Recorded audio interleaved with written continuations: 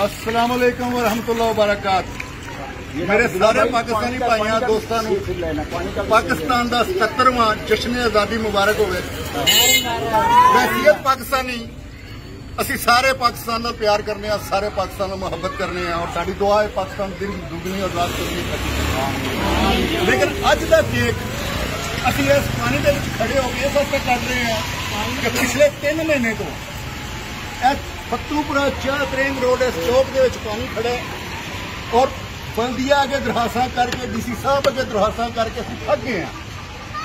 सिर्फ मैं नहीं या नासिर साहब नहीं या दिल साहब नहीं या होर चांद साहब नहीं, बल्कि पूरा इलाका जिहड़ा है वो मुख्तलिफ तरीके दे नाल मुख्तलिफ अफसरां दे अगे जाके दरखास्तां करते रहे ने और थक गए हैं असीं। हालांकि वो रास्ता है जिथों पूरा फतूपुरा चाह ट्रेन कालूपुरा बेगमपुर सुल्तानाबाद ये सारे इलाके के लोग इथों गुजरते हैं।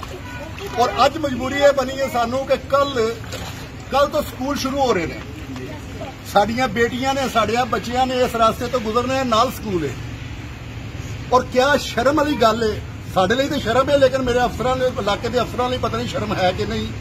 शर्म वाली गल है अगर साडियां धीआं भैणां इस पानी दे विचों अपनियां शलवारां दे पंच उच्चे करके पाँव नंगे करके पिंडलियां नंगियां करके गुजरन, इस नालों वड्डी बगैरती मेरा है कोई नहीं। लेकिन फिर भी असी पाकिस्तानी हैं, असी पाकिस्तान नाल प्यार करने, अपने इलाके के अफसरां नूं अपने इलाके के MNA MPA नूं असीं कहने कि तुहानूं भी थोड़ी जी शर्म आनी चाहिए और इस इलाके के बारे तुहानूं कुछ सोचना चाहिए। पाकिस्तान जिंदाबाद। छुरी दो जी, छुरी वीडियो बनाओ, वीडियो बनाओ जी।